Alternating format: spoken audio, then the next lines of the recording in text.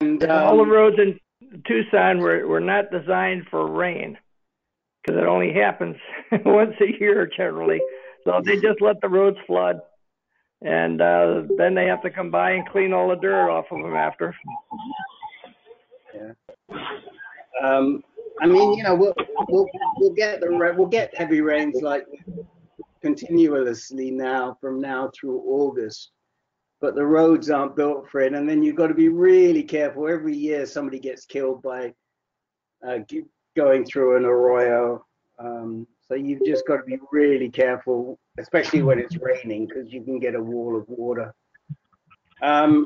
Okay, so I am without my main man to fill in the callers, so I will have to do this today. So Jake's going to be a little late. He had an errand that he had to take care of.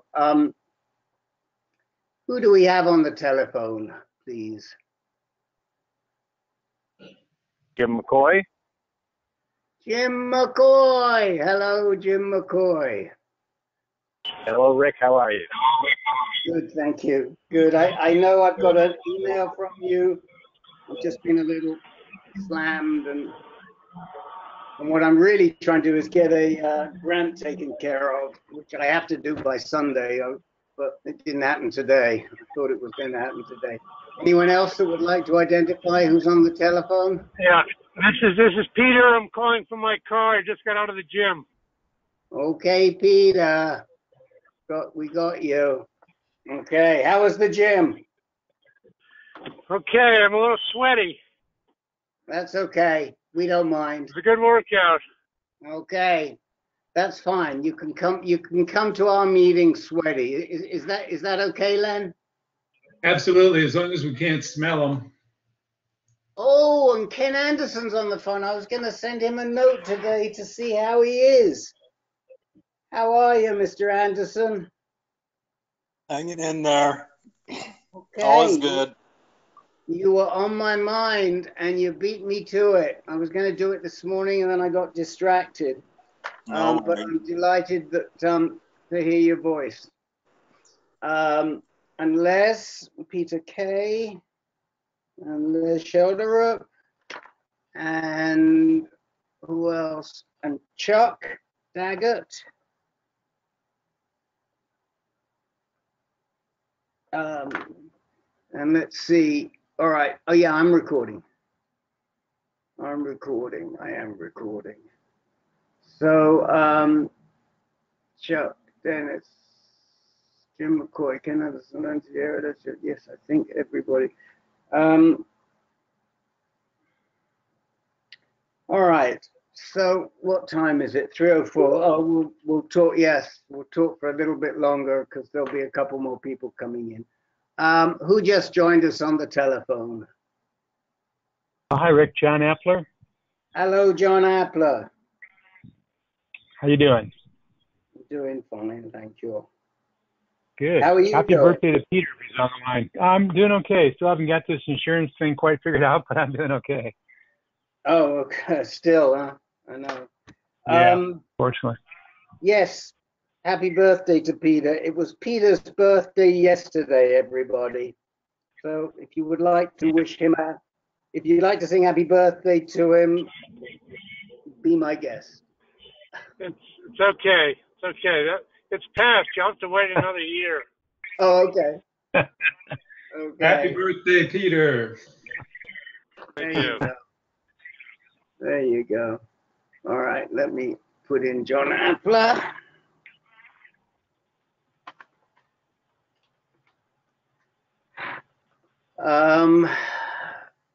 All right.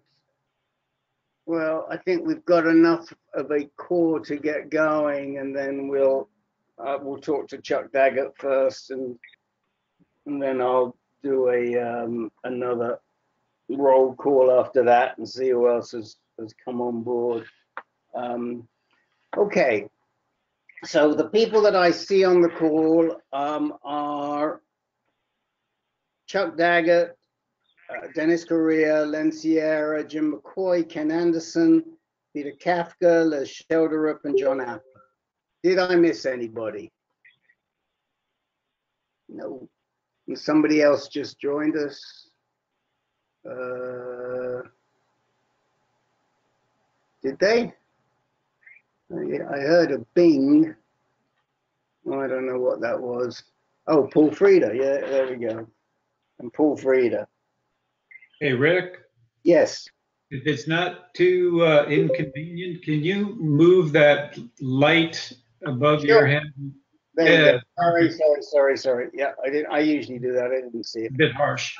Yeah, no problem. I mean, Thank you. I actually don't need it. I only keep it on so that there's some light on me. And someone else just joined us on the telephone. Who was that? This is Sylvester, and I'm trying to get you on the computer, but I don't have the headset and that other stuff. Oh, okay. Well, we'll have to work with you tomorrow. Tomorrow, in the inner conversation, we'll make sure you get a computer lesson, Sylvester. Thank you so much. Okay. All right. So we have one new participant today, who I know that I've had correspondence with in the past, but I don't think that Chuck has ever been on the call before. And he's calling in from the Denver area. Actually, he's participating with us online from the Denver area. Chuck, if it's okay by you, I would ask you to take a little bit of time to tell the guys on the call a little bit about your situation, your age, your diagnosis, where you are in this journey, and what is arising for you right now that we might be able to help you with. Are you comfortable doing that? Sure, that'd be great. Thank Hello, you. all. Hi. Hi, Chuck. I've listened to a lot of these calls offline, but I have some trouble hearing and speaking online, so bear with me, please. I was diagnosed originally in 2007. I just had a very good personal physician, PCP, who did routine PSA tests, and he caught it. That was in April. and August, I had a robot-assisted radical prostatectomy. My Gleason at the time was reported to be a 4+3. They did damage some nerves, and they also found that it had gone outside the prostate. From there, about a year and a half later, I went to the University of Colorado, Denver, and saw David Crawford, who put me on testosterone therapy. Much disputed, I understand, but my testosterone was so low and my energy was so low that I wasn't able to function very well. I did that for a couple of years and then had a rising PSA. Went through 40 sessions of IMRT. They managed to do some damage through that process, even though it was guided. Last April, I had a dispute with my urologist over it, but saw doubling 4 times, 4 months in a row. Went back to my medical oncologist at that point, and I've been on abiraterone acetate, of course, prednisone, and a number of other things along with that. I am stage 4. I have about 10 lesions on my spine, 1 on my ribs. It's, as he has stated, gone too far to do stereotatic radiation on it. And even though I'm getting fairly good care, the center that I go to is small. Colorado in general is quite behind in technology and advancements. So I'm going down to M.D. Anderson. In particular, even though currently I don't qualify for it, I'm interested in the Vision study clinical trial. If you're not familiar with Vision, I strongly suggest you check it out. They just got the Image of the Year award. It's Endocyte is the company. And with a 3-month treatment, basically the tumors are gone. Now it was a phase 2 with 8 patients. So who knows how that carries forward into phase 3. But that's just opened up in the last couple of weeks. And we're checking out. M.D. Anderson is where that will be conducted on the U.S. side. There might be one other location. So what makes this a little bit unique is my brother, who lives in the Florida Keys, it turns out has had prostate cancer for about as long as I have. He went through ablation therapy out in the Bermuda area when he first had it. And he's gone through proton beam radiation 2 years ago. He has not as many lesions, so he just went through stereotatic radiation on the lesions. But it's definitely prone in our genetic makeup. My sisters both have had cancer, breast cancer, and one had colon cancer. So if anybody can help me with M.D. Anderson and what to expect there, I'd appreciate it. My doctor there is going to be Sumit Subadi.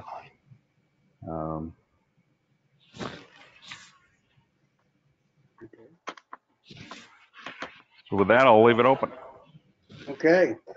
A couple of questions. You mentioned that you had salvage radiation in 2009, and then you saw doubling 4 times in a row in 2017. Correct.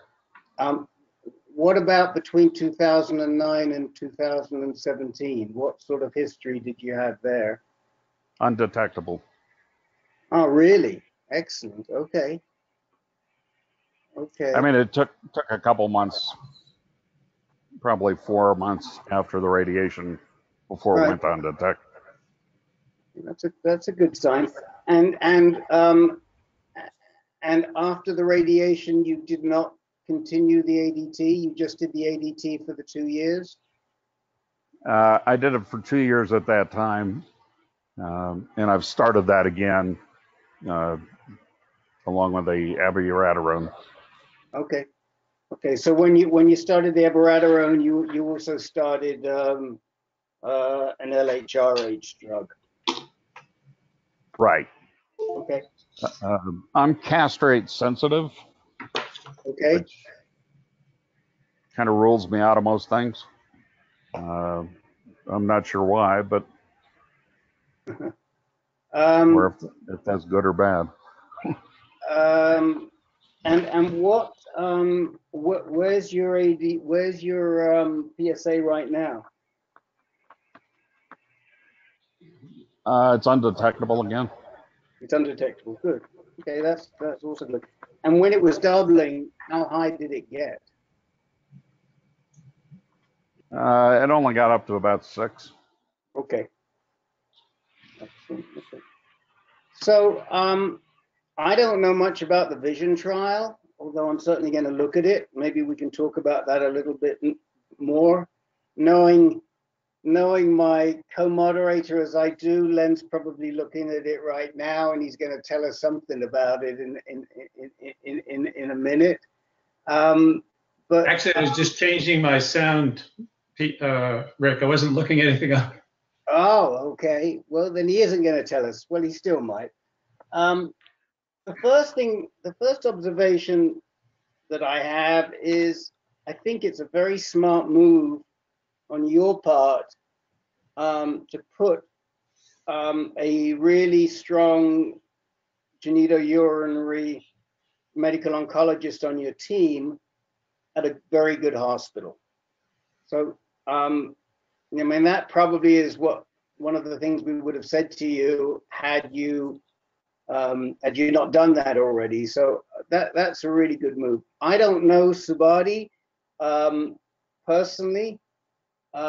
We've had one person in the past who's been to him. I can't think who it is offhand, but I'd have to look. We do know Paul Korn really well, and we know a couple of the other docs there by reputation. And by and large, experience of our guys at M.D. Anderson has been really good, because they tend to take a fairly holistic approach, and they welcome you. Everything is on campus. It's easy to see the docs, and they cater to people who are coming from out of town. So we've done well with the people that have gone down there, not necessarily in the outcomes, but in the experience, from the experience standpoint. And again, I'll let other people on the call, if there is anyone that has experience with MD Anderson here. Well, there's at least one person that has very good experience with MD Anderson. So we'll ask Ken Anderson momentarily. But I do have an observation that if it were me, I would be doing in a heartbeat. The family history that you're reporting, Chuck, not just with your brother, but with your whole family, with your sisters, that includes breast and colon cancer, would urge me to immediately get a germline genomic test to see what sort of inherited genes, mutations I might have. And I'd be urging other members in your family to do that too. Sometimes you can get a deal, like if they find, I mean, Color, for example, color.com, which is a very reputable testing source, has a deal, whereas if they come up with mutation, I believe that other family members can get their test done for like $50 a time. So I want, Peter will talk to you a little bit about that momentarily, but the point is that if you have a mutated gene, then that might be a way to go as an alternative to a trial. And somebody like Subadi would be able to make the call, which would be better for you. But I don't think it would hurt right now to ask your local doctor at Rocky Mountain to immediately approve or work with you to do a genomic test. You can order them yourself. You don't necessarily need a doctor. If you go through the doctor, they're going to insist on genomic counseling. If you go to the Color website yourself and order it, or some of the others, they'll recommend you do the genomic counseling, but they don't require it. The test runs about $250, and it's a spit test. So it's pretty easy. It's pretty easy to do. So let me first ask Peter to talk a little bit about the genomic testing, given your family history, and then we'll go to Ken Anderson. Yeah, Chuck, I did. Can you hear me okay?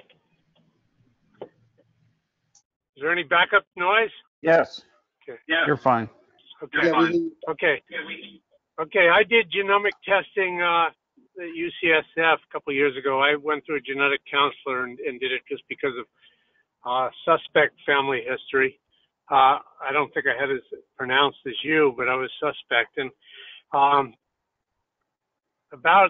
think it's either 14 or 17% of guys like us who have prostate cancer or been diagnosed with prostate cancer have a known genetic link to it.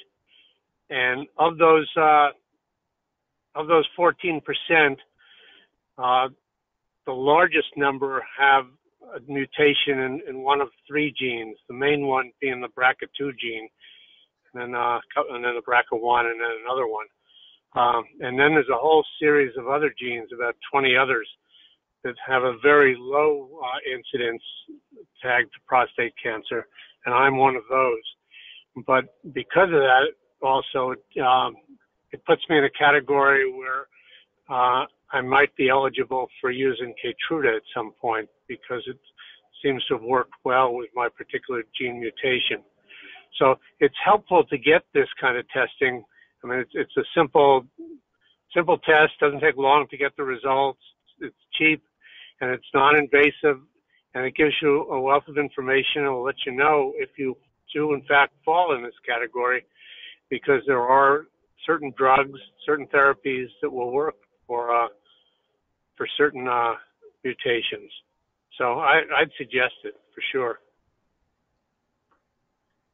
Great. Appreciate the input.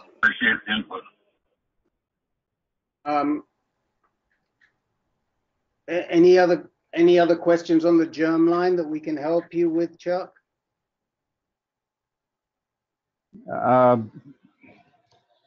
Well, I know I get a little confused with when we start talking about DNA tests and Right. germline tests.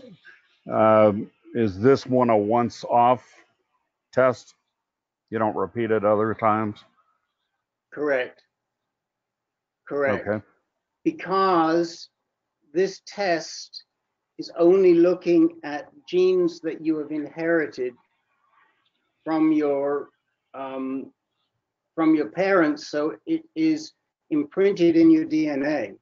The other test that we might do is called a somatic test, which is really testing the tumor itself, and that can change over time.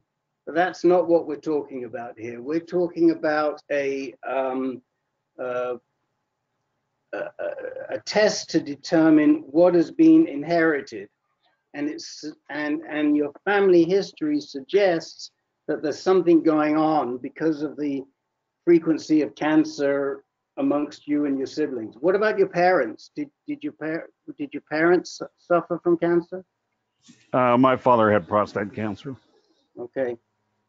So, there's a lot going on there. And do you have kids? I do. And I've made them all aware to be on the lookout. Right. How old are your kids? 35 and younger. Okay. Well, if your son is 35, if you have a son and he's 35, I definitely would, if it were me, I'd be telling him to get a baseline PSA test, just so that he knows his baseline. And then, contingent upon what you learn from your germline test, he may want to get tested too. Peter, do you want to talk about your offspring getting tested? Yeah, they have not done it yet, but I've got two sons in their mid-40s who, I've informed them. I'm going to get the counselor at UCSF to write them a letter as well. She offered to do that. One lives in Canada, one lives here with me. And I can't make them do that. They're adults, they're not children anymore. But it might be useful for them to get tested. But I've made strong suggestions, but I can't make them do it because the last thing I want to see them do is get an early diagnosis. Because that's if you're diagnosed in your 40s or 50s, that's often a tough road. So But they need to keep their eyes open because they have a stronger chance of picking this up now. A 1 in 2 chance now of getting this. So it's not 1 in 7 anymore. It's got much more likelihood. So I think genetic testing is really useful that way, of giving us a heads up of what we can do. I don't know if you have children, but it's useful just because I think you owe it to your children too. Chuck, how old are you? How old are you? I'm 65. 65. Okay. I'm going to ask Ken Anderson to talk to you a little bit about his experience at M.D. Anderson.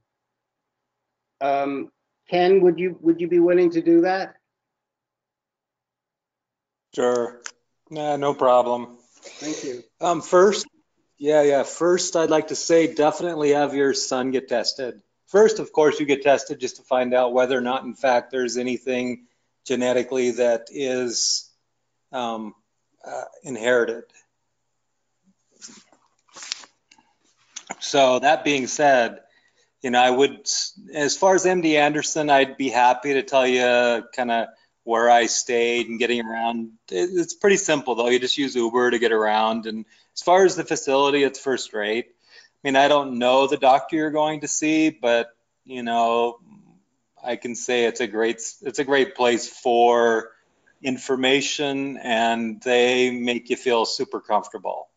I mean, and I think I get really good care going there. I live in Phoenix, Arizona, so it's a bit of a chore to go there, but I strongly recommend it. I'm glad also that you decided to go look out and seek out additional information. I must admit you've got me by 10 years. I'm 57 this year, and I'm also stage 4.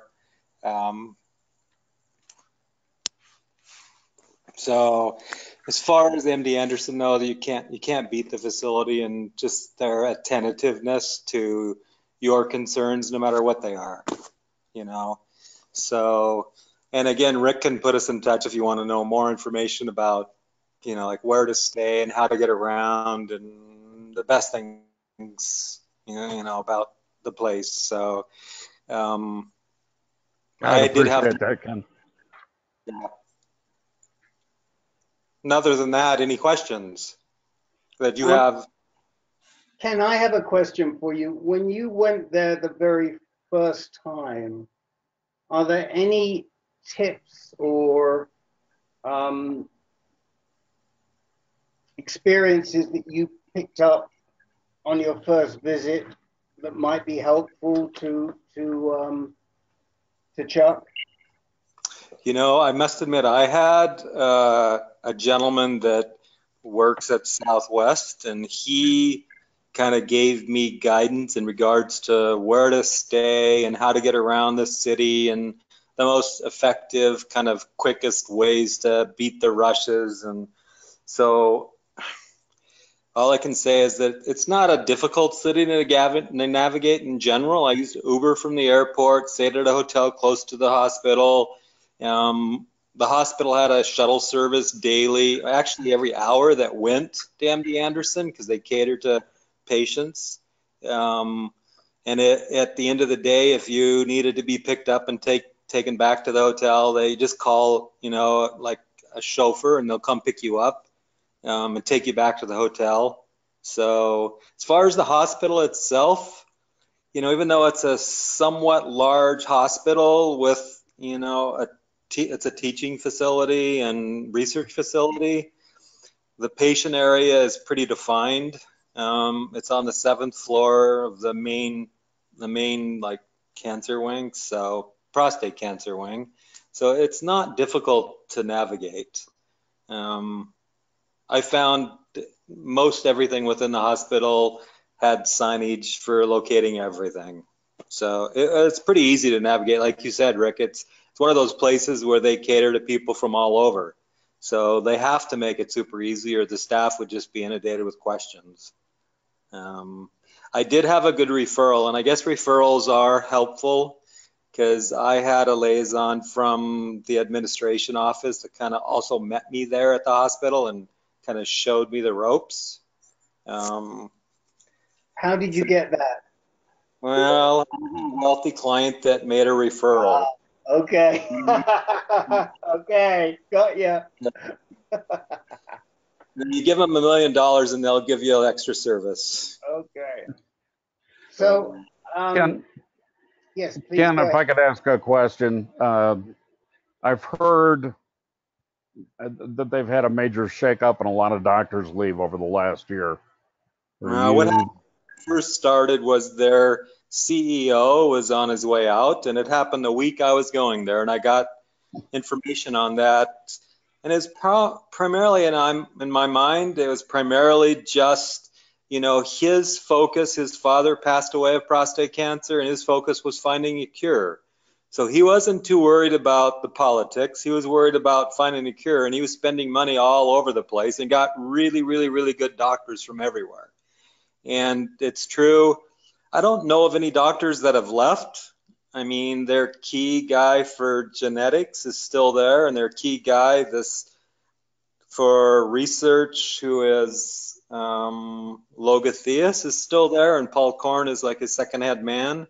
And then there's 4 or 5 others that are in the group, and they all get together pretty much daily and discuss new patients and treatments. And I don't think anyone there is going to be a bad doctor.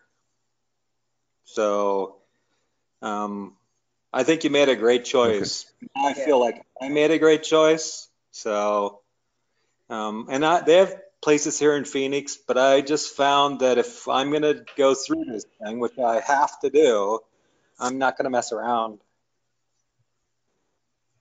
Thanks, Ken. Rick, if you could put us in touch, that'd be great. I will. Yes, I'll do it after the call. I'll connect. Well, I will. I have your email. I have your email, so of course I'll do it. I'll do it right after the call. I do want to say Subudi has a great reputation. He came, as I recall, from Memorial Sloan Kettering. He's probably been there about 3 years now. And he's a very good doc, but like I say, don't know anybody he's actually treated, so we'll be eager to hear your report, Chuck, because that's how we learn. What I do want to say is I'm very familiar. I wasn't familiar with the Vision trial, but I'm very familiar with what it is that they're trialing. The Vision trial, gents, is another lutetium-177 trial using PSMA 617. We have had 3 or 4 guys that have already used this drug, Chuck. So it's a radionuclide drug that is sensitized to be attracted to prostate cells only. Or I should say to cells that express prostate-specific membrane antigen. That's what PSMA stands for. However, there are a few cells in your body that are not in the prostate that express this. I don't really know why. It probably got something to do with the development of the fetus, but one area is in the throat. And so people do have side effects. Now, to date, this drug has been available in Houston and in Los Angeles. Those trials were expensive. So even though they were under trial, the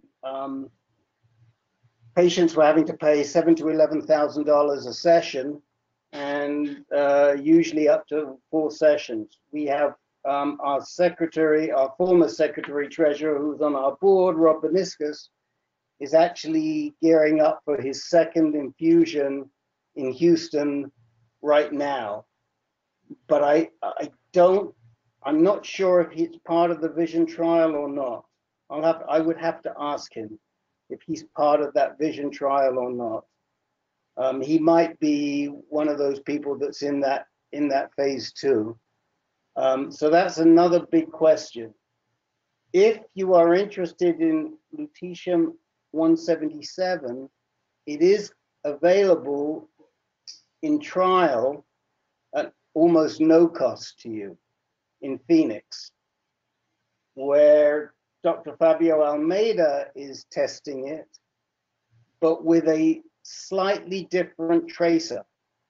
So the tracer is the element, I may not be calling it, I call it a tracer, but the PSMA element that attracts or carries the lutetium to the prostate cells that has largely been used in the past is PSMA 617.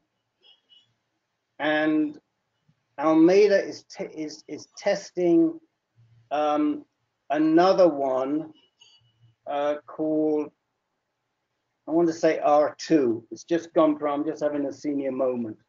But Almeida is testing a second one, and I'll send you a link to Almeida's trial. But if the Vision trial is, and I would say, notwithstanding, you know, you don't need to switch from Subudi, but if they want to put you into the lutetium trial, and they want you to be paying 7 to 11 grand a month a session, I would say it's probably worthwhile checking out this the trial that Almeida is running in Phoenix. So that's what I know about lutetium-177, PSMA 617. Like I say, I'm not. I don't think it's the same trial that Rob's doing, because Rob isn't going to M.D. Anderson, as far as I know. So let me open that up for anybody else that's got comment on lutetium-177. I don't have anything to add about lutetium-177, but Chuck, I may have missed something. You said you had spinal mets and I think a rib, and then you said I think you said you entered a trial, maybe sponsored by a company called Endocyte, and then your lesions were gone. What did I miss there? What was the treatment? Okay, that's the trial we're talking about. I'm not in it. Oh, that's the lutetium trial? Yeah, they just finished a phase 2 and opened up a phase 3 like 2 weeks ago. So what caused your lesions to disappear? Mine did. They had 8 patients that they highlighted in phase 2, and all of them had 98% or more of their lesions disappear. Right. But didn't you say you were undetectable now? PSA. No. PSA is undetectable. PSA is undetectable. I mean, right. Yeah, the one thing I would say to you about that Vision trial, Chuck, and Subudi may agree, is I haven't heard of lutetium being used quite so early in the disease process.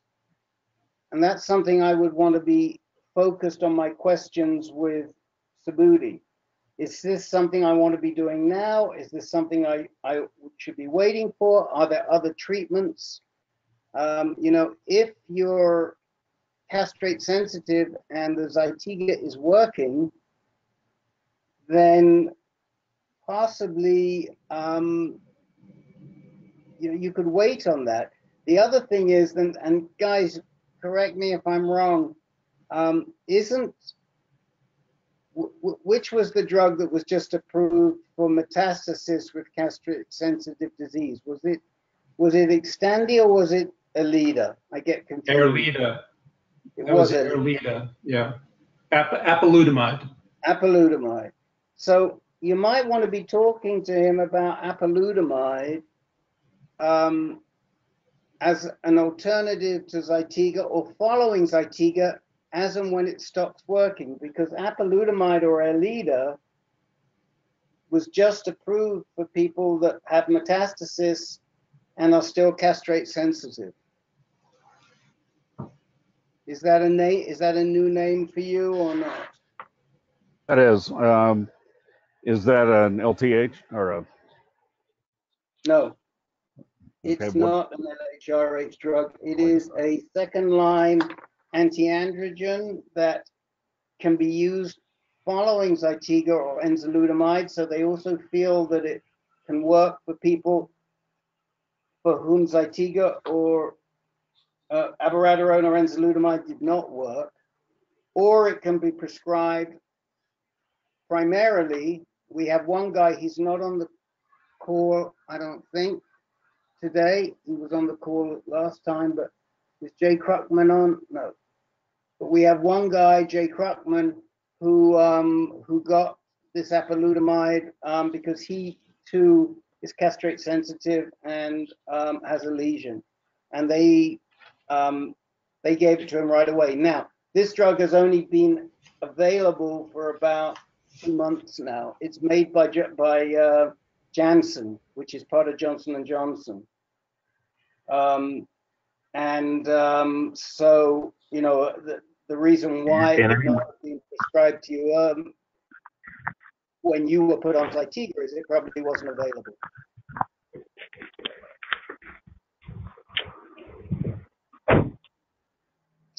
So, but, you know, make a note. When are you actually going to see Subudi? It's the second week of August. Okay. So, you know, the one of the things we urge people to do is to make a written list of all your questions, to email that list to your doctor ahead of time, and to take that list in with you when you go see him and give him a copy of the list. And so that, you know, a couple of questions for that list is, am I too early for lutetium 177? And another question is apalutamide a drug suitable for me? And then, of course, the third question might have to do with whatever you find out from your germline test, which if you were to do it, you know, this week or next, you might have the results by the second week of August. All right, thank you. Okay. Well, would anybody else like to talk to Chuck, give him any words of advice, encouragement, discuss anything that he said?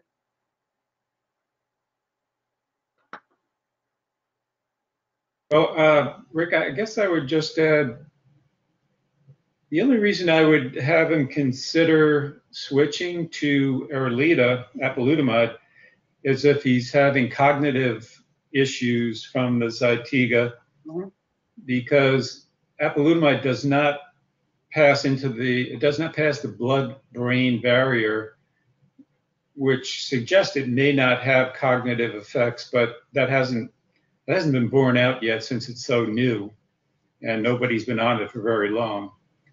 But just maybe something to talk about with your doctor. Yeah, that's a real helpful point because I'm definitely having cognitive issues. Okay.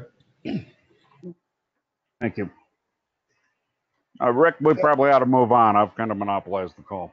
Don't worry. We'll worry about that one, please. Erlita is spelled E-R-L-E-A-D-A. So if there's no one else, we will move on. But is there anyone else that wanted to say anything? Okay. So let me see who, and Chuck, please keep coming back to us with more questions, more thoughts. You're always welcome.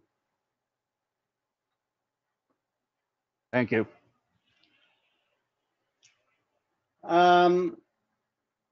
One other person has joined us by phone. Who might that be? Hey, Rick, Scott Schreppler. Hey, Scott. How are you? Oh, trying to soak in this call like every other one I go on. Okay. All right. Well, I'm going to run down my list, and I'm going to see who wants some time today. So let me start with Dennis. Dennis, would you like any time today? No, I just wanted to apologize to Len for missing his test trial of the other go to meeting type thing we were supposed to try out. It was too early in the morning for me. I just forgot completely about it. I had it on my calendar, but that's all I wanted to say. That's okay. That's okay, Dennis. I appreciate your willingness. Being a late riser myself, I have complete empathy with you. Len, would you like any time today? I don't need any time, Rick. No. Okay. Thank you. Jim McCoy, would you like some time? Maybe you would like to talk to Chuck a little bit about BRCA positive.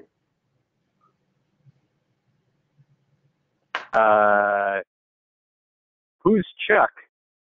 Chuck is the gentleman we've just been talking to, who's going to be doing a germline test. Okay, I would heartily recommend it. Your family description really fits really fits the profile, and it's far better to know than not know. And some of the treatments that are specific to BRCA known mutation people are truly amazing in their efficacy. And that's about what I know today. Okay. Well, after you meet with Alan next week, you'll know a lot more. Hopefully you'll get a little tutorial from Alan. Jim's going to be meeting, and you'll tell us, Jim's going to be meeting with Alan Ashcroft, who is the head of the cancer center at UCSF, who was one of the original people that discovered the BRCA mutation. Ken Anderson, would you like to fill us in on how you're doing? You know, I'm doing fine, Rick. I can only say, so I don't have anything to comment on. I'm good. Okay. All right. Nothing else? No news? Nope, just been traveling and trying to enjoy life. Good man. Okay, we're glad to hear that. Peter, are you with us, or I saw you just dropped off? I'm back on again with a different phone. Okay. All right. Number 8, Mr. Hannum, is now Peter. Okay. Would you yes, like I have one or two subjects I'd like to bring up if possible. You may. Les Shelderup, would you like any time today? No, I don't believe so. Thank you. Okay. John Appler, would you like any time today? Mr. Appler, did we silence you? Yes, we did. Sorry. Mr. Appler, yeah. Would you like any time today? No, I'm okay, Rick. Are you sure? I'm okay, Rick. Thanks very much. No, I'm just taking all these drugs you're mentioning down and plugging them into my Medicare.gov site to see who covers them best. You're going to make yourself crazy. I'm already there. That ship sailed a long time ago. Okay. Paul Frieda, would you like any time today? No, I'm good, thanks. Okay. Sylvester, would you like any time today? No, thank you. You're a silent bunch with nothing to talk about this session. Jake, how about you?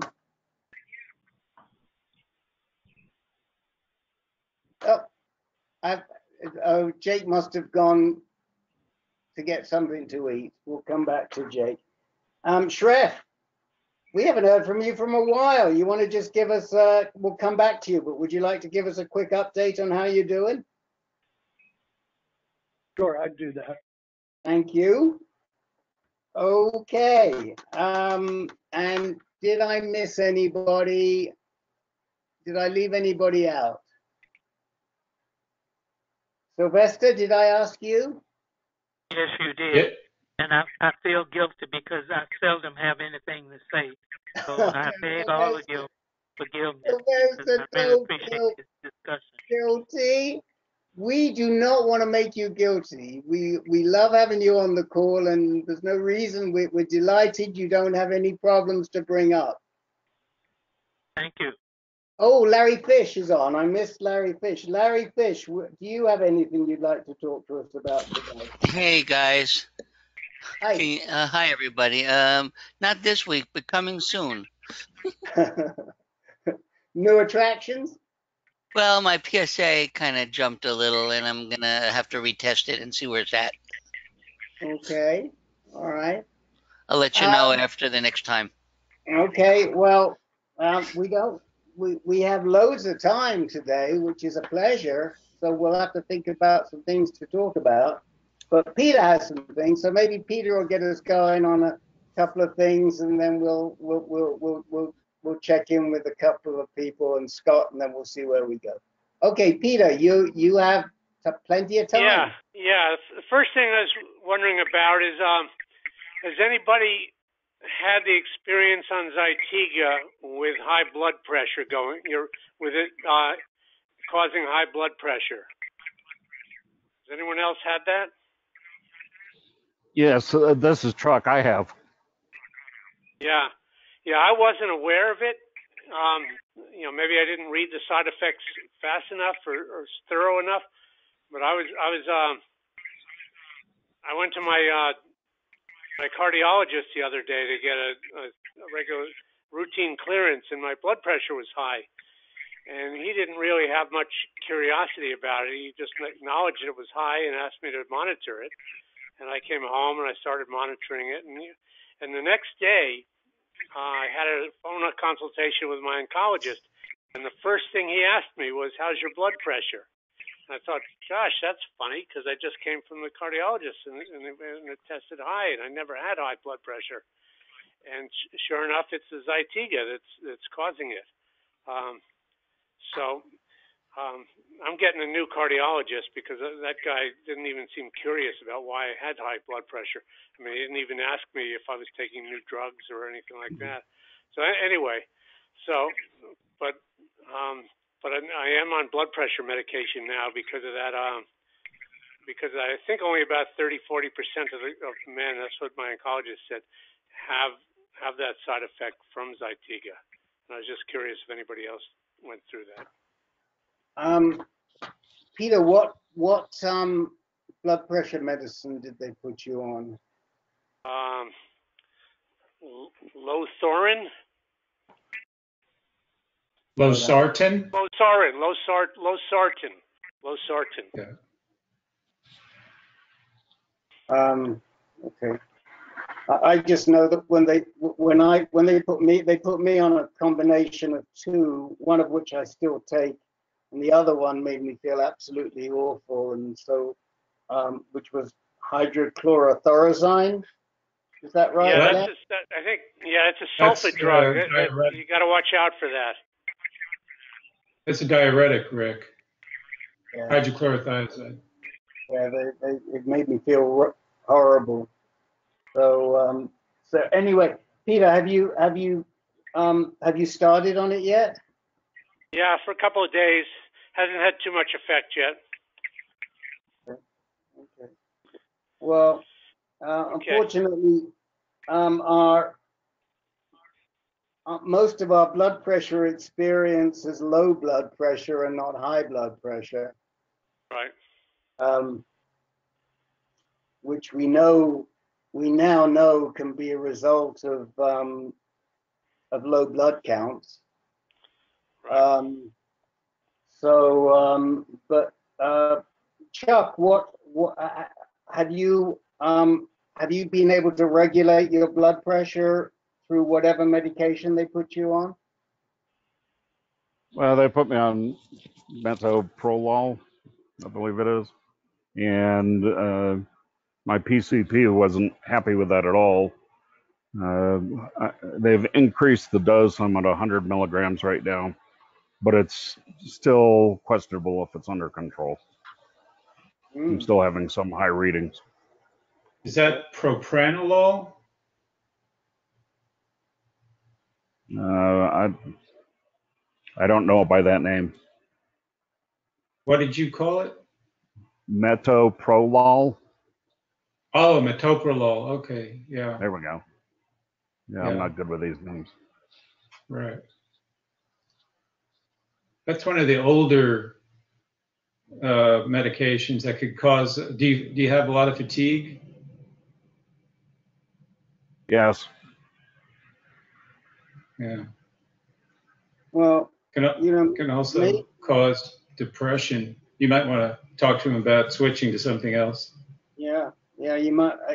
Who is it that's prescribing that for you right now, Chuck? My oncologist. Well, you might want to talk to him or your PCP about switching to a different blood pressure medicine. There's certainly the ones I take. There's the one that Peter, can you repeat the name slowly for the one that they just put you on? Losartan, Losartan, potassium. Losartan potassium. So that's another one. Jake, aren't you on a BP medicine? You're silent. You're muted. We didn't mute you. Can you hear me now? Now we can hear you. Sorry about that. My sister-in-law was on her phone. She's just not getting good news from her oncologist. Yeah, I'm on a beta blocker #1, and also on lisinopril, Lisinopril, and it works. They're both generic, and between the two of them, they do keep my blood pressure down and my heart rate down. So. Okay. I never heard of. I know I was on Peter's call last night, and I know he said he was on the losartan. I've never heard of that one. And I'm sorry I missed the rest of the conversation. I muted myself and I muted the sound so I could talk to my sister-in-law. No problem. Don't worry about it. Yeah, I'm on lisinopril too, Peter and Chuck, and it's fine. I'm on the smallest dose. Interestingly enough, because I just talked to my PCP about it, there is a school of thought, he just told me about this, that everybody should be on a very low dose of blood pressure medicine, kind of like statins. I really don't know the reasoning, but that's what he told me. So. Well, it's probably because they recently changed the standard. It used to be 120/80 was considered good. Now they've lowered it to 110/70, I believe. As the optimum blood pressure, and very few people that I know of are ever that low. So, yeah. Peter, how high was yours? What's that? How high was your blood pressure? It's in the high 160s to 170s over 95. Oh, yeah, that's quite a bit. Yeah, it's got my attention. Yeah.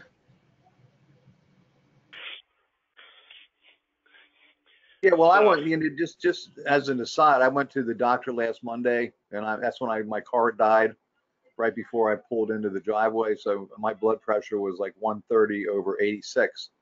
And she goes, man, I'm a little bit concerned about your blood pressure. It's very high. I go, really? I know. That's not that high, but she was concerned about that number. So 170/90 definitely needs to be watched. Yes, that's I know. Dennis, how's your blood pressure on Zytiga? No change. Been good, steady. Good. Anyone else on the call that's on Zytiga that we haven't touched base with? Yeah, I'm on Zytiga. Abiraterone. Okay. Scott. And Shrek, how are you doing on it? I think my blood pressure's okay. Okay. I had some fluid, but My blood pressure's okay. Okay. Yeah, it doesn't affect everybody the same way. I think, as I said, I think only about 30% of guys, seem to get affected by high blood pressure. Peter, what's next on your agenda? Okay, I don't want to monopolize the time, but You're fine. We have lots okay, of time. Okay, so as most of you know, I was diagnosed with metastatic disease recently in February when I did a gallium-68 PSMA PET CT scan in San Francisco. It picked up a couple of lymph nodes above my pelvic area outside of my previous radiation field. And then, so the question came up what to do, and that's why I'm on Zytiga and Lupron again, why I'm on doing ADT in second line. And I met with a radiation oncologist at UCSF who wanted to do SBRT, and I also met with Dr. Carl Rossi down at in San Diego talking about proton beam, and and he gave me a thought that he wanted to do more extensive radiation in my abdominal area to kind of hit a number of the lymph nodes since my system's connected, and which would be about 20 treatments. So I was kind of ambiguous about what to do, and I talked to my oncologist. I had a meeting with him the other day, and this was the main thrust of our conversation, was what my next step is. And he felt, just in thinking about his patients, the ones who've had in the same situation I'm in with oligometastatic disease, what the best thing was. And he felt I'd do better doing the proton radiation than to do the whack-a-mole treatment of just trying to hit the two lymph nodes now, and then who knows what's going to come up later on, because I do have systemic disease. So he felt I should probably go ahead, do the proton radiation, and then get off of the Zytiga and the ADT, and maybe get a 2-year holiday again and see where it goes from there. But he felt I'd get more longevity, more good results going that way than doing the standard radiation, the SBRT, in my situation. So I think that's what I'm going to do, and I'll probably do it this fall sometime. I've got to kind of work out the housing and my schedule and so forth. But that's my latest thinking on my situation. So Peter, talk to us a little bit about the field of radiation, because you've had radiation before, and right. And what is going to be the difference between this focused radiation on a couple of spots and the PBRT that's being proposed, and why could you not use IMRT instead of PBRT to do the same, to radiate the same field? I guess my concern is that we're outside the prostate bed now. We're up above the pelvic area. We're in the abdominal area, and we're seeking out lymph nodes because the whole lymph system is connected. And so this would be north of my previous field of radiation. And the thing I'm cautious about with regular radiation is that it can cause a lot more collateral damage. That's what I'm concerned about. All the other organs and tissues and stuff within my abdominal area, I'm just really cautious about what happens there. And that's been my fear and my concern. And when I met with Rossi, he seemed pretty convinced and sure that proton beam just hits the target and doesn't necessarily go through the target, and shouldn't disrupt anything else in my abdominal area. So that's the thinking. I don't know if Chuck mentioned that his brother had proton radiation. I've talked to a couple other guys on the phone that I've met through Inspire and other ones recently who've gone through this and had pretty good results with it. So that's kind of where I am. I mean, I'm not looking forward to anything. I mean, I talked to my oncologist about just staying on Zytiga and Lupron and not doing anything for a while, but he felt that I'd probably before long build up resistance to it and not be able to take a holiday and down the road and still end up having to do radiation at some point. So he felt this might be a way to go. So Peter, let me play. I know someone else wants to come in, but let me just respond to that. Let me play devil's advocate for a second, if I may.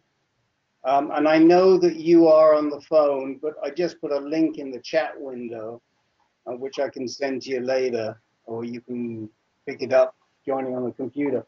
But the only head-to-head trial that I'm aware of that compared IMRT to PBRT concluded that the PBRT had greater side effects in the abdominal area than the IMRT. Conversely, the IMRT had greater side effects in the rectal area. So I just right, but that was I think that was primary treatment though in the prostate bed, wasn't it? Primary treatment to the prostate in the seminal vesicles, that area. So no, I think my situation, we're talking above that. Right, but I think this was a wider field. And what they felt, what they said, well, I don't know, obviously, I realize it's above there, but what would concern me is that if PBRT had greater effect in the abdominal area and the fields were the same, why would it not have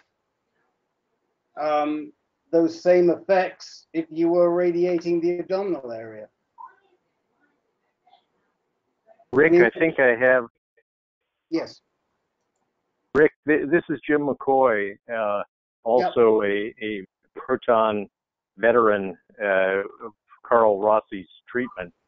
And I believe that trial that you referenced there is about 10 years old, 8 or 10 years old. Yep. And based on proton, based on scatter beam proton that is really only available in this country at Loma Linda anymore. Okay. A pretty old, not very targetable proton technology. What Rossi has at California Proton, which was Scripps, and Rossi ran Loma Linda for 16 or 17 years, so he knows this history. The proton beam that is available today is pencil beam, a very small millimeter size. Total volume, I believe, is 4 millimeter beam that is targetable in a much more finite areas than the older proton beam, and has the physics advantage of the Bragg peak. Okay, to over-engineer it, what simply means that the radiation goes in and doesn't come out. It stops in the target tumor. Mm-hmm. And the result of that is less non-target tissue radiation, which is one of the higher challenges of all radiation treatment, is to maximize the hit on target, if you will, and minimize the radiation to non-target tissue. Today, it's both fine beam, meaning this pencil beam, and they do daily conical beam CT to very accurately position the beam to exactly where the target is on that given day. In the case of the prostate, prostate moves day to day, even hour by hour when you get down to the millimeter scale. And it was absolutely not available with proton 10 years ago, and it was even brand on the X-rays. But it is now standard of care with California proton and a few others. Seattle has got it, Mayo has got it. So it really further adds precision to the targeting. And we as patients have to do our own homework to find the data that comes out of the proton therapy oncology group instead of the radiation. PTCOG instead of what's the conventional X-ray. There's a lot of defensives within the X-ray radiation treatment about proton because it costs so damn much, and it does cost more for a system, a setup. It's the only technology that's usable on young kids because all of their tissue is growing so fast, and all radiation is mostly fast-growing tissue, and the X-ray treatment community is really defensive that because proton costs so much more, those of us prostate cancer guys who go to get prostate cancer treatment are really absorbing the overhead cost of a very expensive machine, which we are, yet Medicare covers it. Most insurances now cover it, and by and large, well, the specific techie part is lower ionizing radiation exposure to non-target tissue. And the studies coming out showing all this are going to be the studies that are coming out in the next 5 or 6 or 8 or 10 years, not the ones from 8 or 10 years ago. So, yes, it's evidence-based medicine, but which evidence do you want to go with? The ancient evidence or the future evidence? And it's a very personal call. Right. No, look, that is exceptionally helpful, Jim. Thank you so much. Very, very beneficial to, I think, Peter and to all of us on the call. Anybody want to, does anybody want to come back to Jim with any questions on that? Well, Jim, I've heard that before about pencil beam being newer and better. The only phrase that troubled me a little bit there is when you said you want to rely on past results or future past studies or future studies. So the question, of course, is, well, we don't know what the future studies are. I thought originally they touted proton beam therapy for these very same reasons, that it didn't, there was no collateral damage. That turned out not to be true. So now they're saying that pencil beam has no collateral damage, but and may very well be, but do we have any data at all? Or is it, again, just theoretical? Oh, there absolutely is data. And don't hear my words. I'm not saying future studies. The data is being generated right now. And if you go to Rossi's website, he's got a string of data of studies that are real time that back up this logic with it's not pie in the sky. This is hard data, thousands of patients. Okay, we're talking about a very political issue with the radiation oncology community because X-ray treatment radiation oncologists outnumber proton treatment oncologists by about 100 to 1. Okay, and there's millions of dollars worth of equipment amortization to be done on X-ray based equipment right now that bends equipoise in the medical community painfully. Okay, I'm just a patient. I'm just one man's opinion. I'm an engineer who did my own homework, dug up specific trials, and the data is there. So if you want to go, and I very much believe that the treater is as important as the equipment. Okay. Right. That was a question I had. Yeah. And one of the guidance, the quotes that I give a lot of a local guy that I know who's 17-year survivor, metastatic prostate cancer, is when you choose a treatment, you want to always go with the artiste in whatever that you select, not just a run-of-the-mill soldier, but the absolute most experienced, most savvy MD that you can find wherever they are. And that, in this case, is Carl Rossi. I mean, I was prepared to go anywhere in the world and research them all, and came back to Scripps, now California Proton in San Diego, with that logic. I'll get another example. This guy that's 17 years metastatic and is on his 4th or 5th recurrence, a carbon-11 acetate scan with Fabio Almeida in Phoenix showed 2 para-aortic lymph nodes right up close to his heart were lighting up. That showed up on none of the conventional scans. Only Fabio Almeida saw that one. Okay, and it was two specific nodes. He was being treated by Snuffy Myers. Snuffy Myers had not supported.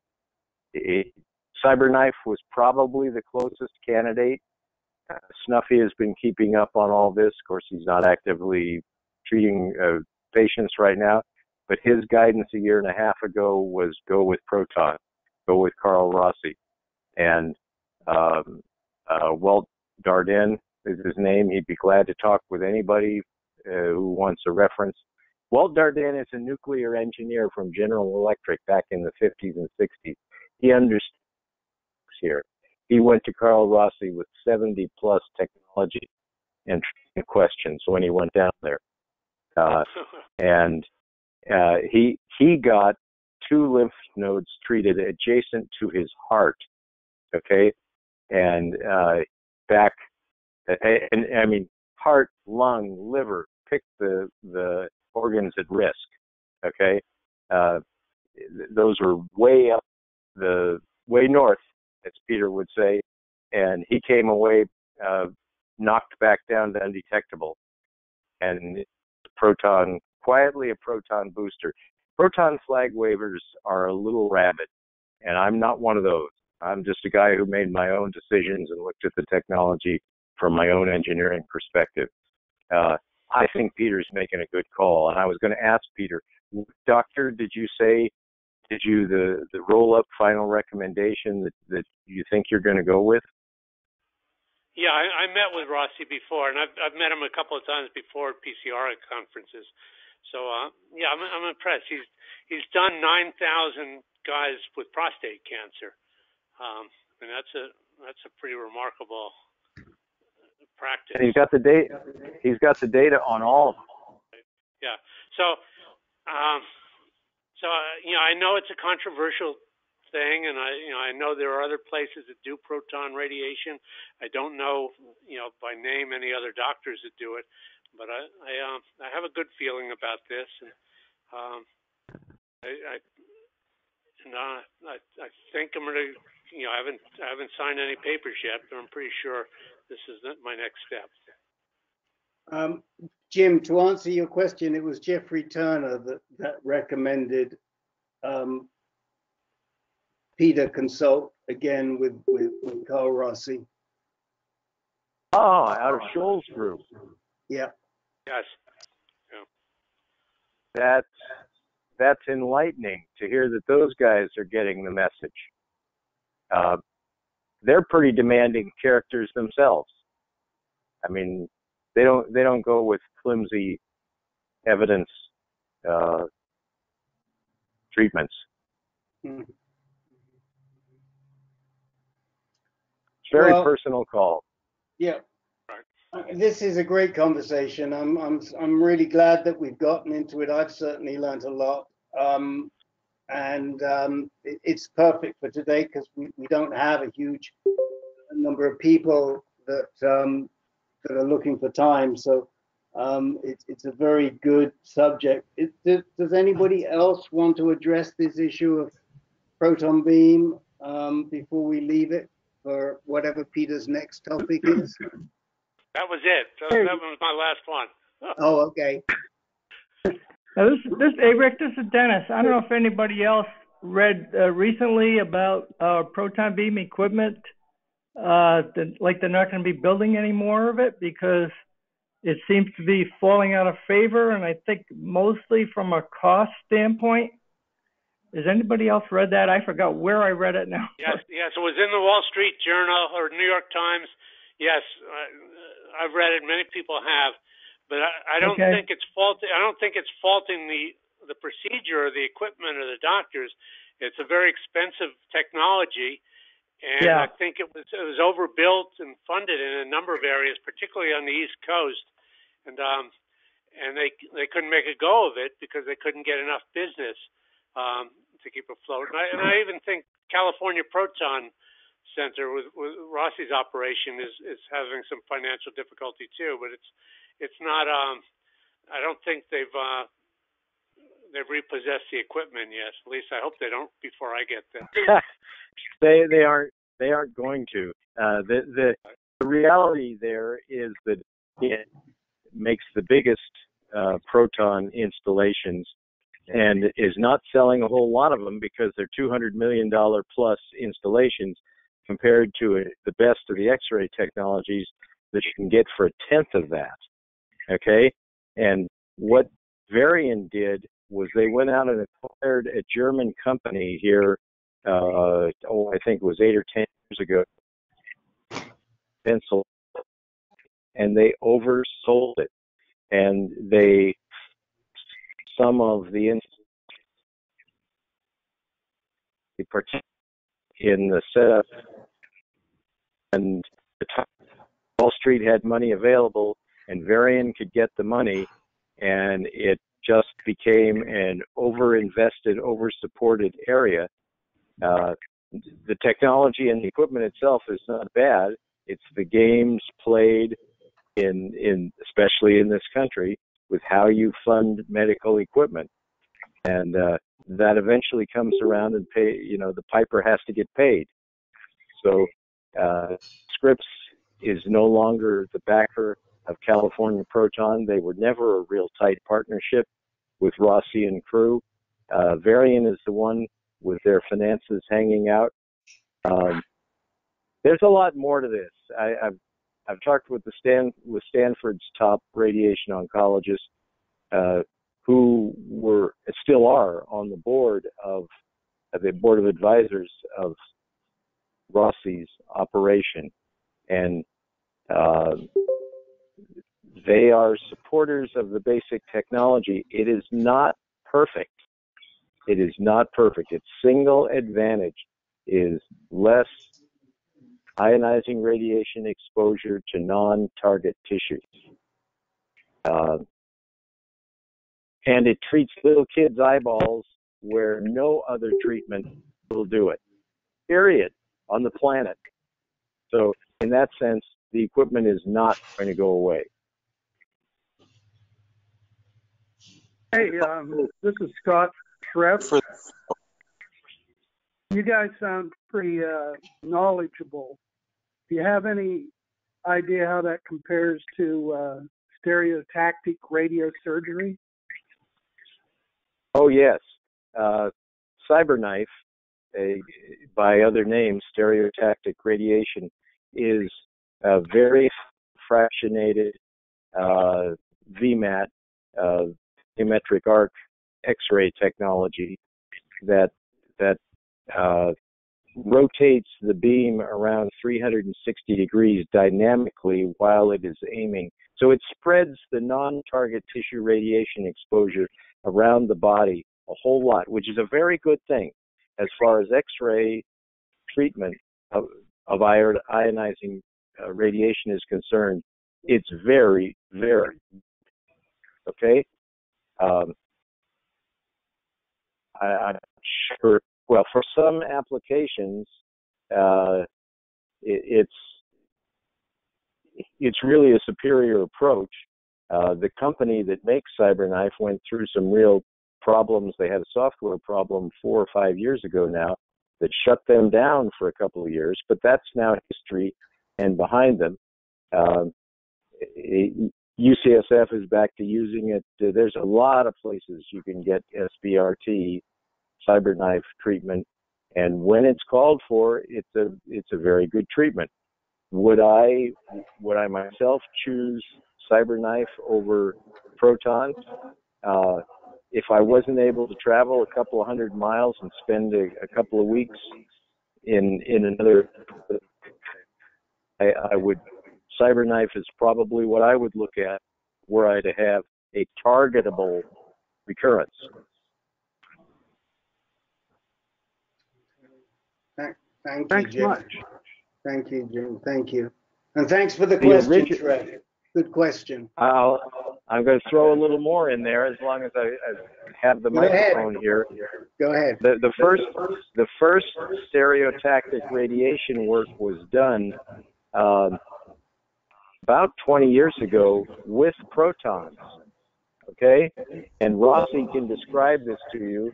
He doesn't talk much about it because the technology that it takes to do dynamic placement of a proton beam is massive and has not been an investment, a development yet to get into the clinic. And by the time it does get into the clinic, it will probably be carbon particle or some other particle beyond proton that will do it. This is way leading edge out science fiction. It's not science fiction. The work is being done right now. If you look at the equipment that does even the best CyberKnife, and then you go through a big proton operation and you see the scale of the engineering involved in both, you recognize where the dollars come from. Proton takes huge equipment and a large cyclotron. X-ray does not require a cyclotron. Simple linear accelerator will do everything that X-rays need. So I have another question that comes up from the comment was just made. So when you're dealing with the lymphatic system, you know, the lymphatic system is a system. It's not just individual lymph nodes just floating around in terms of my understanding. They're interconnected, like as an organ is. It is kind of an organ in our body, the lymphatic system. So if indeed I have a systemic disease and it's showing up in a couple of lymph nodes right now, to me, in my mind, the likelihood is that it will show up in other lymph nodes before too long. So it would make sense to try to treat other lymph nodes rather than just target these two on the assumption that that's the only place where the disease is showing up. Anybody have any comments on that thought? Again, I do. Peter, we are all gated by the precision and accuracy of detection technology. Right now, the best detection technologies, PSMA gallium-68, and the various agents that are used along with C11 choline or C11 acetate, can find down to, I believe they say, is it 10,000 cells or 100,000 cells? Okay, that says that the lymph nodes that have been identified as targets in your scans have that many active cancer cells in them. How many lymph nodes do you have that have 80% of that number in them? That's my question. Okay? Yeah, right. Yeah. And the number is something larger than 0. And so it gets down to very much a call of what doctor is willing to treat how many lymph nodes, and what's the judgment and experience of that doctor. As you say, the lymph system is a mesh system, not a tree and branch system. And it comes to the question of the RT. I would listen to Rossi's guidance very attentively. I just one thing. I mean, I agree with everything Jim said. Just one slight correction, which is that I think that what we see as being the most effective agent right now, although it's not readily available, Jim, is the 18F DCF PYL scan as being actually even better than the gallium PSMA. It's also a PSMA scan, but the fluorine F18 DCF PYL is a slightly more definitive to a lesser number of cells, but it doesn't take away from your point. Right. I have buttonholed Fabio Almeida every time I've seen him at the PCRI conferences to get his latest thinking. Remember, he's the sole 11 acetate guy in this country, and he believes that gallium is going to win, if you will, over the next several years. And in his description, there are over 180 different agents that are used to produce the contrast. Which one wins will come from a whole lot of different doctors trying different contrast agents with PSMA. And I think the one that you're describing is winning right now, and it's largely winning because it's available. It's very hard to get some of these agents. Yeah, no question. The other point is that Almeida is, of course, testing a different, as we mentioned earlier on, he's testing this R2, this PSMA R2, as opposed to the PSMA 617 agent, which most people are using. And so you can get, by the way, a gallium scan from Almeida today in Phoenix at next to nothing. He's trialing it right now. If anybody wants the link to that trial, let me know, and I'll send it to you. I think what we're going to do is that information. That was Ken Anderson. Yeah. What did you say, Ken? Send it forward to me. I will. Yeah. I will. I'll send you both his lutetium trial and his gallium trial, Ken. Thank you very much. Okay. Hey, Jim, you said Rossi has data. Has he published it? Yes, he has. If you go to the website, the California Proton website, it's remarkable how much data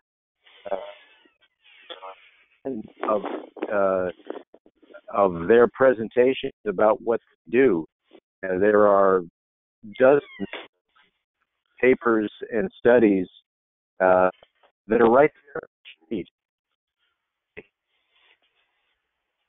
You're breaking up a lot. Okay. His data is available on his website. It's in the classic fine print of the bibliography, if you will, the footnotes, but it's there.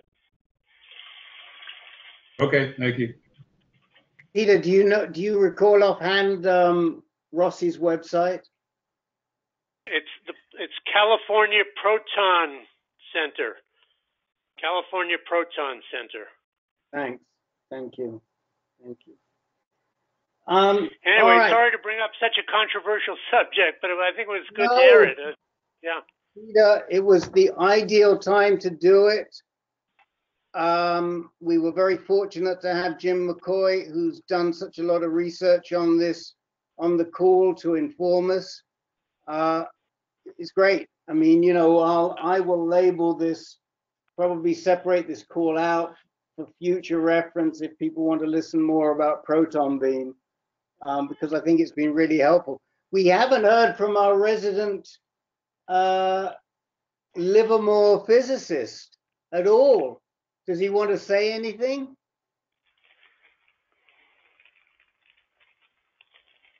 Well, I guess not. Is he still with us? Well, I don't see him lit up. He must have taken a walk. Who's that? Mr. Frieda. Oh. Are you around, Mr. Frieda? No, I guess he's gone off and taken a walk, but I just wanted to check in if he had anything that he wanted to add or take away from his Livermore days. Okay. Let me see. There's one new person on the telephone, I think, who hasn't identified. Is that right? Or is it somebody who's just called back in? I think it may be me. My phone kept dying out. This is Is you. third call. We figured it was you, Sylvester, you troublemaker. You're right. Okay. Shrek. Somebody else on the phone, Rick. Did he choose not to identify himself? Yeah. It's somebody that doesn't want to identify. I'm aware. So, Shref, why don't you fill us in a little bit on what's going on with you? Well, just on ADT2, I guess. That's about all that's going on. Well, when you say ADT2, you're saying that's Zytiga and Lupron? Yes, sir. Okay. And prednisone. And how are you feeling? I'm living in a daily hell.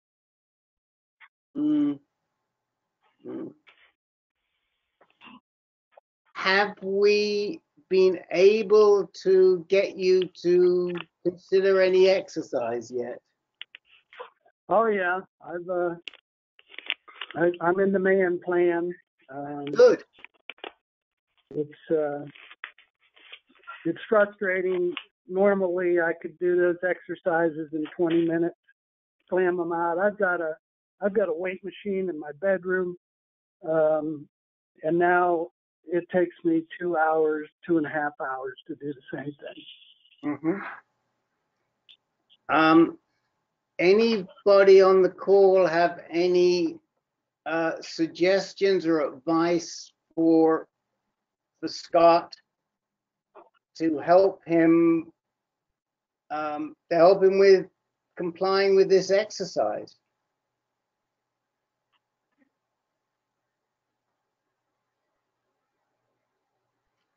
A silent bunch today, Scott. We can't get them talking on anything. I don't know. You just got to make yourself do it. You just got to tell yourself, hey, this is I've got control over this. This is this in my diet are the two things I've got control of, and discipline yourself and make yourself do things, even though it's a struggle. Yeah, you got to consider it as part of your therapy, just like you're taking Zytiga. Exercise is another part of your therapy. Jump on the rope and just do it. Sorry? Just do it. You're right. Yeah. I mean, it is the old Nike motto, but we got a few guys on this call who had a little trouble getting going, and they got going, and they're doing great with it at this point. I mean, what anybody who go ahead. I can chime in. Thank you. One of the things is there, yeah, I think it helps if you find something that you enjoy rather than hate. You know, some people can say, you know, I hate running, or I hate lifting weights. Is there some kind of exercise that you do that you feel more that you did when you were younger, that you enjoyed more, that can be a little easier rather than this is just, you know, something I must do, but I don't really want to do it and I don't enjoy it? And how can you make that a possible way to help yourself a little bit? Very often when they did research on language learners, like on my field of learning English, second language, it's like people who could find curiosity in the language did much better than people who said, oh, here I am in the United States and I must learn English although I hate it. It's much harder. So what is it that do you like walking? Do you like riding a bike? Do you like, you know, doing an elliptical while you watch TV like I do? Do you like going to the gym? Do you like swimming? Is there something, even dancing? I mean, is there something that you like more than something else? Good point. The whole concept is tasteful. How about an exercise buddy? That could help a lot. Great suggestion, Len. Shref, do you have a potential exercise buddy anywhere? Maybe. I mean, how do you rate, you know, can you rate things on a scale of 1 to 10? Like 10 being the best? Does anything get a 2 or they all just get 1s? Oh no, it's just the I used to I have this weight machine and I would plug it away and I could lift 5 or 6 times what I can lift now. It's just really hard to build up the muscle mass. Yeah, I mean, you can think of it as like slowing down the degeneration, like maybe by 10, 20 years, which would be ideal. Yeah. You know, wherever you're at. I was an athletic guy, and now I'm kind of a mess, but I keep track of where I'm at, of my weight and what I do. It's like, well, how many times can I lift? Can I curl 50 pounds? Oops. It used to be 75 pounds. Now, wow, I don't know about it. Can't even seem to get to 10. Well, let me do 40. And then, lo and behold, 2 months later, I was doing 50. I may never do 75 again, but I'm not dropping back to 30. I don't have to be that person that you were when you were 30. Just like where you're at, use that yourself as the challenge for exactly where you're at. And I think if you keep a record mentally or write it down, and just the same way, when you have a doctor appointment, you don't just say, well, when I was young, I didn't have so many appointments, so I don't think I'll go today. Like you were saying, you go to the appointment, you take the Zytiga, you check things. So and after, if you can do it with books on tape, or you do it with music, or you do it in front of the television, it's like find a way that is the most pleasant to do this. And you'll compare how you feel before and how you feel after and 2 days later. And you'll see that the feedback of how you feel after 2 days later or right after completion is better.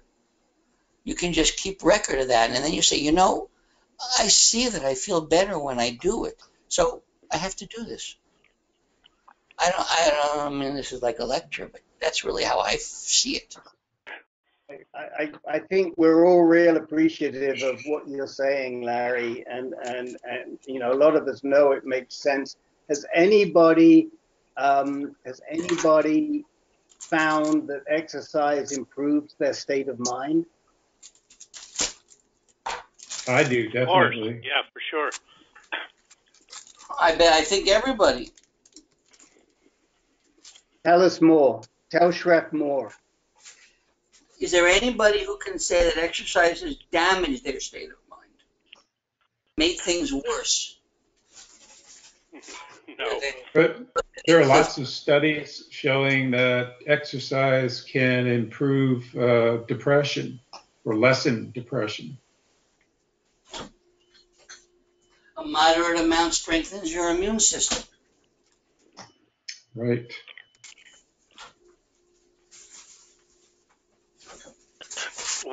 One of the things I've found is that, not only for myself, but in a lot of men, your circle of friends shrinks. And when you've got prostate cancer or any kind of disease, it shrinks even further because other people don't often spend a lot of time with you, or you feel like they can't keep up. I've got a friend who doesn't have cancer, but he's got a 2-person canoe, and he can't paddle it by himself. So we're good buddies, and a couple of times a week, I wake up early, I go down, we put the canoe in the water, and we paddle for an hour. It's a great workout, and we get along fine. It just cements our friendship. We've got a lot to talk about. There's a lot of mutual respect. It just opens up your world, just like these phone calls do. You all of a sudden realize you're part of a bigger family, and you're reaching out. So to me, that's one of the magical things about exercise. Finding, as Len said, finding a buddy, a companion. Make a friend. Find out what other people are doing. Go hiking. Join a hiking club. Anything like that. So Shref, let's come back to you. Learn anything from this conversation? Yes, I did. Great. Back on the exercise thing, that I have found that my wife and I have been doing exercise together, and we keep prodding each other to keep going. She had breast cancer a few years before I had gotten prostate cancer. So when I started in with exercise, she chimed in, and we've been doing it together ever since. I think that's been a very big help, just to keep prodding each other to keep going. That's the beauty of an exercise buddy, Les, as Len said, and it's always been a dream of mine since I tried to start this MetaFit program, that we would have a national database that would match up exercise buddies, because there isn't anything like that, and I just wish there was. And it's still something I would love to implement. If I had the funds and the money, I'd love to create an exercise buddies program for people living with serious and chronic conditions, or maybe just cancer, because I think it's something that could benefit people like Shref and many others who find it difficult to exercise. It is so much easier to exercise when you got someone else to do it with.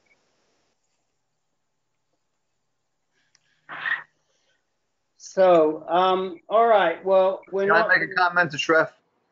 Shref, we miss you on the inner conversations. It's not nearly as much fun talking about you when you're not there.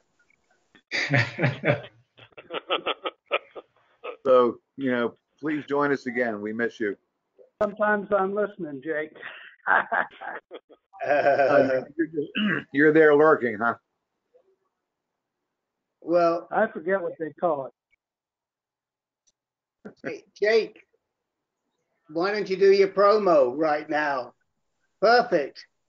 Okay. Well, for those of you who don't know, every Wednesday at 8 o'clock Eastern time, we have a meeting called Inner Conversations, which is not a technical call.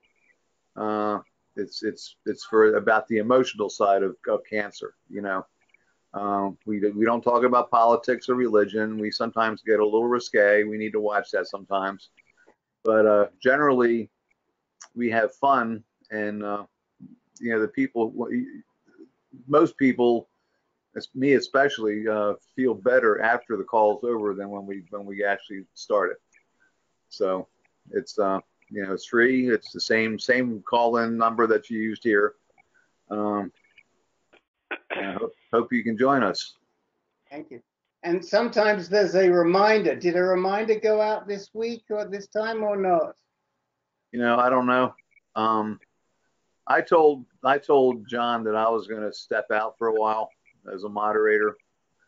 So I don't know if he sent anything out or not. I'm going to still listen. He did. Yes, he did. Okay. Did he? Yes. I didn't get it. I got something. Did you for this week? Yes. Okay. Okay.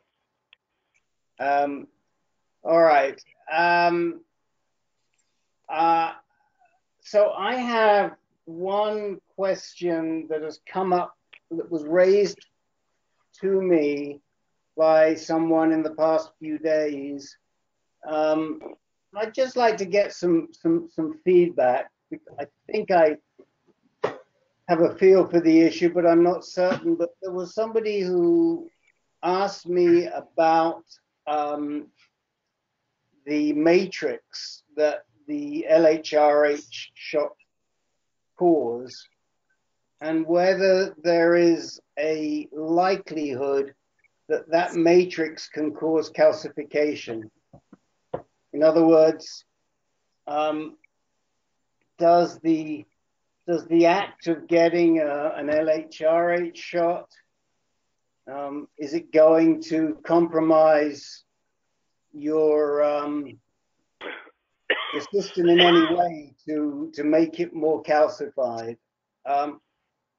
Anybody have any thoughts on that?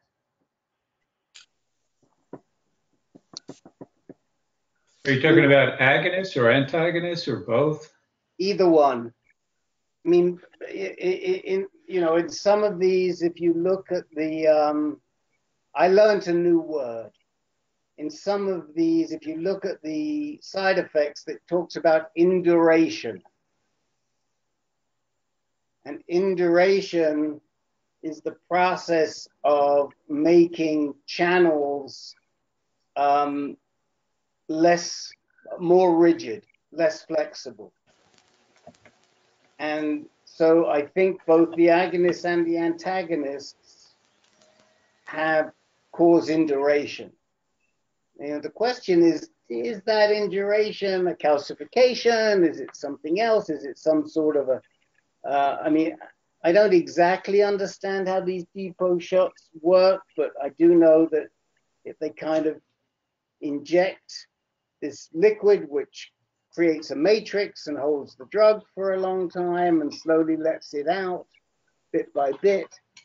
But I just wondered if anybody else had ever done any research on induration or the calcification, or does it cause calcification? Interesting subject. No, I'm gonna ask Paul, because Ken, go ahead. Go ahead, Ken. No, I'm gonna ask Paul about it because I've been thinking about it. I mean, whenever you do something for a long duration, it's got to have some. I mean, it has to. It has to, and I'm sure they've considered it, but I've never discussed it with him. Okay. Thanks. Yeah, well, let us know what Dr. Korn says. Anyone else? I was getting shots to the gut for what the hell is the drug I was taking? Gerlix. Thank you, Gerlix, Firmagon, for a couple of years, and I definitely developed like a fibroids,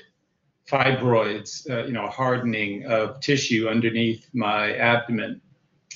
And I think maybe slowly they're dissipating because I haven't taken Firmagon in over a year and a half. Well, I don't know that it's a calcification. I think they're just the tissue becomes fibrous, hardened, toughened, but I don't think it's from calcium deposits, but I'm not sure. Right. Yeah, I mean, this was my conclusion, that it may well cause a stiffening, a hardening, a a loss of flexibility in that area, but it is a local impact, and it may not necessarily be attributable to calcium. So are you thinking that the site of injection would be better if it was like moved around, you know, sometimes in the gut, sometimes in the ass, or something like that?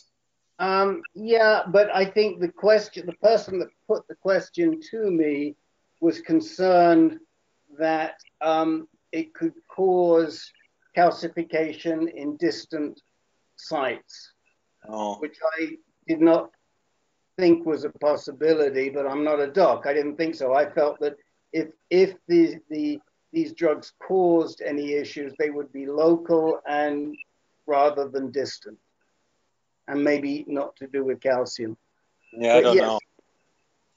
I mean, but yes, the answer is the answer to your question is probably is better if you move it around a little bit. I mean, I know with my Lupron they tried to alternate it, one side one time, the other side the other time. I always got it on my hip. Jake gets it in his arm or his shoulder, right, Jake? So, so you know, they can vary it. Yeah, you want to keep an injection schedule to keep track of it, because you're never going to remember. Like I just had a Lupron shot a couple of hours ago, and I carry around a schedule where I had the nurse write it down what side they gave it to me, and so every time I get a shot, because I go to different places to get shots sometimes, or I'll never remember if it was the right side or the left side 3 months from now.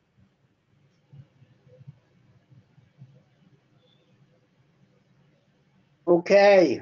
Well, thanks, gents. I'm grateful for the input, and it may well be useful to refer back to this to the gent that asked me. Okay.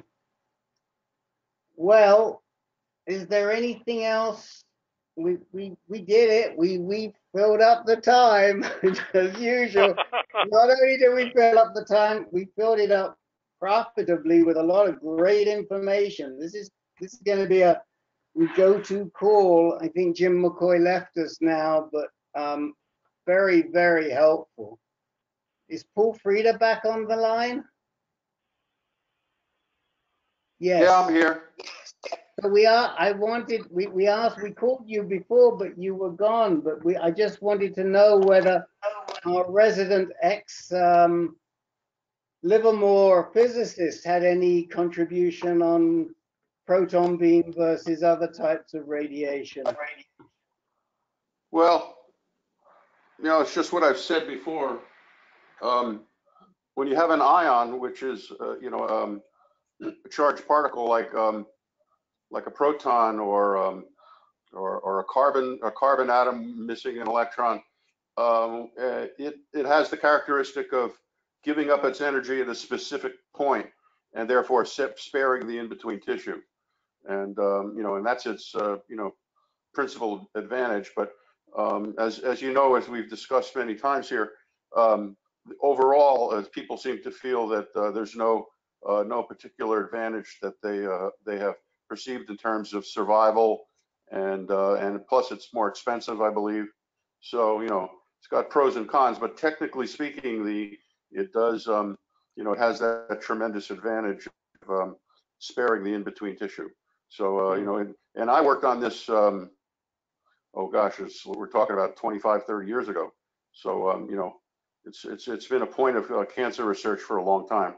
And at that time, our physicists would go down to Loma Linda in lower California, but now there are many centers that have proton therapy. Thank you, Paul. Okay. Rick, maybe just one quick comment. The metastatic prostate cancer project, Ellie Van Allen, those of us who have joined that effort probably received an email today, as I did. I was a little disappointed to see that he says 390 men have signed consent to share their medical records. But on the other hand, the statistics he showed were that there were only 200, they received only 250 saliva samples and only 80 blood samples. He didn't say that he was disappointed in that, but I sure was. I thought by now there would be many hundreds of samples collected. So just making note of that. Thanks. Len, would you be kind enough to send that along to me, to forward it to me? Sure. Thanks Sure. Anybody else want to comment on that? I have one quick comment, which is I did read recently that the Metastatic Breast Cancer Project has had a hell of a time getting records from the hospitals. Oh. They had a lot of people sign up, but the 400 people sign up, but I think what I read, and I'd have to go back and look at it, was something like 20 records. They couldn't get the records, and I forwarded that on to Ellie when I read it about a month or two ago. I got that email too, Rick. And one of the things that I found interesting was the number of patients who have lived with prostate cancer for 10 years or longer is over 100. And that was out of, I think, 480 total. Yeah, that was impressive. Yeah, 475 men and 100 of them have lived over 10 years. So that should give everyone on this call some hope. Absolutely. Yeah. Absolutely. Thank you for raising that, Jake. Thank you very much. That's why you pay me all that money, Rick. Well, why don't you buy a new car with all that money? Oh, yeah, really? Don't even talk to me about cars. I'm going to have to do a GoFundMe to feed the kids this week. Good thing they don't live with me anymore. I finally got my car back after a week. It's horrible. Okay. Even though I don't go anywhere, I miss my car when I don't have it. All right, guys. Well, thank you, everybody, for making this great call today. And we hope everybody comes back and visits with us next Monday, which will be Monday the 16th, right? Yes, Monday the 16th. And Chuck, come on back, participate. You know, we'll support you. We hope you'll learn some stuff. Tell us how you're doing coming along with your germline testing, and everybody else. And I'll talk to you, if not before, I'll be talking to you next week. So good night, everybody. Good night. Good night. Bye-bye.